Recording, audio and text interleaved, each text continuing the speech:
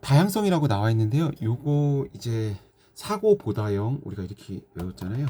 튜닌의 뭐 이렇게 튜민의 이제 그 특성 중에서 사회성, 고래성, 보편성, 다양성, 영향성 이렇게. 이제 사회성이라는 것은 보게 되면은 튜민의 스포츠 계층의 특성에서 이제 사고 보다형 이렇게 나오게 되는 거잖아요. 그래서 사회성이라는 것은 스포츠 계층이 규범과 관행에 따라 사회 문화적으로 구성된다는 걸 의미합니다. 운동 경력이라든가 인격 등과 같은 특성이 요구된다는 걸 의미하고요. 고래성은 사회 문화적 배경에 따라 시대 적합, 불평등이 존재했다는 걸 의미하고요. 상류층 구분 짓는 스포츠가 존재했다는 뭐 요런 내용이 쭉 이제 과거로부터 내려오면 이제 고래성이라고 할 수 있고요. 보편성은 종목 간 종목 내 계층이 존재하고요. 연봉이나 인기에 급이 구분된다. 이렇게 나오면 이제 보편성이라고 할 수 있고요. 다양성은 그 스포츠 계층이 이제 다양하다는 겁니다. 시도가치 배분 정도에 따라 다양하다. 뭐 예를 들면 그 실제 예로 카스트제, 신분제, 뭐 계급제 이런 것들이 나올 수가 있고요. 영향성은 이런 스포츠가 사회 계층이 생애 기회와 생활 양식에 영향을 미칠 수 있다. 그래서 사회계층과 스포츠 계층은 서로 영향을 준다. 상류층은 골프, 하류층은 걷기에 참여한다. 뭐 이런 것들이 나오면 영향성이라고 할 수 있습니다. 밑에 문장 한번 볼까요? 미국 스포츠에서는 인종간 차별이 중요한 문제 같아. 미국에서 흑인은 1900년도 초까지만 해도 권투를 제외한 프로스포츠에서는 참가 불가능했어. 이런 불평등 문제는 갈등 이론과 비판 이론의 주요 주제 중 하나였지. 이렇게 나와 있네요. 요거 위에 문장 자체가 좋은 문장이 많습니다. 꼭 알아두시기 바라고요. 자, 밑에 2번 문제 보겠습니다. 이거 운동 역학 문제인데요. 같은 문제예요. 제가 좀 이 문제가 같은 문제예요. 제가 앞서 영상에서 이 탄성계수를 구하는 방법을 설명을 했고요. 탄성계수를 구하는 그 방법을 식을 유도해 가지고 어떻게 높이로서 그것이 나오게 되는지 설명을 했습니다. 그래서 원래는 탄성 계수가 충돌 직전 상대 속도 분의 충돌 직후의 상대 속도로 구해야 되는데 이 속도는 이제 V는 mgh 이렇게 표시를 할 수 있잖아요. mgh 뭐 앞에 2가 2분의 1 mv의 제곱은 mgh 해서 이 없애주고 그다음에 v 플러스 마이너스 루트 뭐 2 mgh 뭐 이런 식으로 나오게 되는데요. 그것을 이 지금 이 반발계수 이 식에 대입하게 되면은 높이만 남게 되죠. 앞서 한번 영상을 참고를 해주세요. 높이만 남게 돼서 루트가 나오고요. 루트 충돌 전 높이 분의 충돌 후 높이가 곧 탄성 계수가 된다는 걸 알 수 있습니다. 그래서 여기서는 요거 이제 개념적인 명칭을 묻는 문제하고 간단하게 계산하는 문제가 나왔습니다. 반발 계수가 0인 충돌을 0이라는 건 이제 다시 탄성이 없는 거잖아요. 그러니까 이제 완전히 이제 늘어붙어 있는 거죠. 이걸 비탄성 충돌이라고 하고요.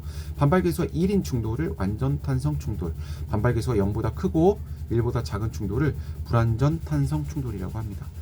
보게 되면은 요거 이제 계산하는 거거든요. 루트 씌워주고 충돌전 높이가 1m잖아요. 충돌 높이가 리바운드 0.64니까 이것은 루트 0.64가 되겠죠. 0.64는 0.8의 제곱이잖아요. 제곱하고 루트 벗겨주면 0.8인데 0.8 이하니까 이것을 이제 사용 가능. 이렇게 답을 표시하시면 됩니다. 역시나 계속 같은 문제가 형태를 달리해서 물어보고 있다는 걸 알 수 있습니다.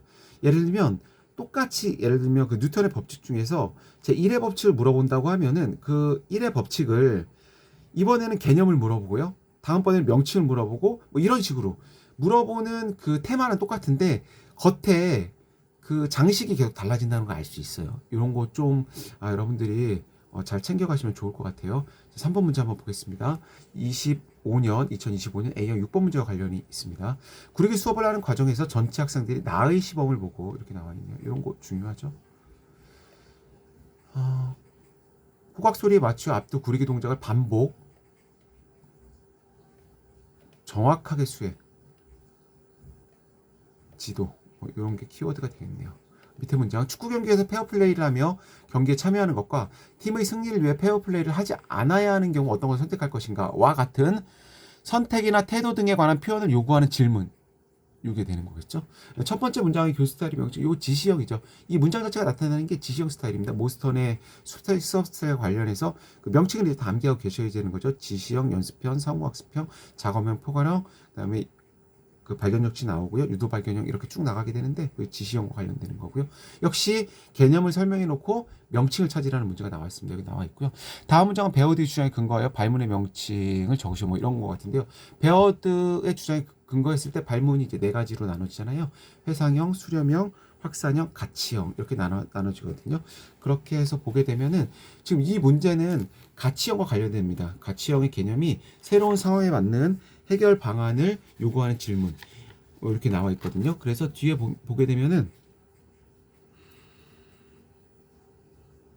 잘못 설명을 드렸네요. 요 가치형이 제가 요게 아니죠. 요 가치형의 개념이 요 위에 있는 요게 가치형의 개념입니다. 있는 걸 제가 그대로 읽다 보니까 잘못했고, 가치형은 선택이나 태도 표현을 요구하는 질문입니다. 옳거나 틀린 정답이 없는 걸 의미하고요. 그 다음에 회상형 질문은 암기 수준의 답을 요구합니다. 하나의 분명한 정답이 있는 경우고요.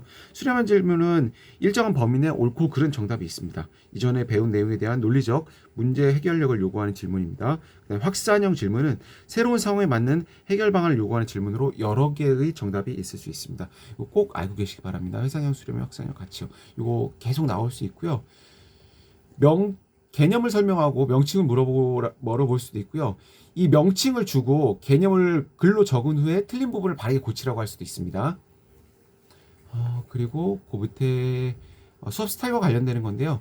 학생들에게 피드백을 자주 제공하며 수업하시는 모습, 수용적이며 인내하는 분위기를 조성하고 유지하는 모습, 질문하고 답하는 과정에서 답을 찾지 못하는 학생에게 정답을 알려주면, 이게 잘못됐죠. 이거 유도발견형 스타일에서는 정답을 알려주면 안 되죠. 유도발견 스타일에서 교사가 해야 되는 역할이 있는데요. 그 밑에 제가 간단하게 적어놨거든요. 왜냐하면 유도발견은 교사의 질문을 통해서, 교사는 질문하고 학생은 그 질문에 대해 답을 함으로써 점점 최종적인 하나의 어떤 수렴적인 그 답을 찾아가는 과정이잖아요. 그렇기 때문에 학생의 반응을 기다리고 피드백을 자주 제공하고요. 이 기다린다는 말 자체가 수용적이고 인내하는 분위기를 조성한다는 걸 유지하는 거죠. 그리고 답이 이렇게 확산적 질문을 하면 안 되겠죠. 계속 이제 수렴적 질문을 해서 이렇게 계단식으로 이렇게 올라가서 최종 해답을 발견하는 이런 거고, 수렴적 질문을 사용해야 되는 거고요. 해답을 그렇기 때문에 미리 말하면 안 되는 거죠. 교사가 해답을 말하면 이 학생은 유도 발견을 할 수가 없는 거잖아요. 해답을 말하게끔 도와주는 역할을 하는 거죠, 교사는. 자, 이렇게 해서 여기서는 지금 해답을 알려주면 이 부분이 틀렸습니다. 자, 그래서 오늘 이렇게 쭉 살펴봤는데요. 오늘도 세 문제 하긴 했지만 굉장히 핵심적인 개념들을 많이 살펴봤습니다. 여러분들의 합격을 응원합니다. 단 한 분이라도 제 영상으로 인해서 도움이 됐으면 좋겠고요. 게시판에 문제가 계속 올라가고 있습니다. 여러분들의 합격을 응원하겠습니다. 오늘 수업은 여기까지 하겠습니다. 감사합니다. 자, 구독과 좋아요도 부탁드립니다.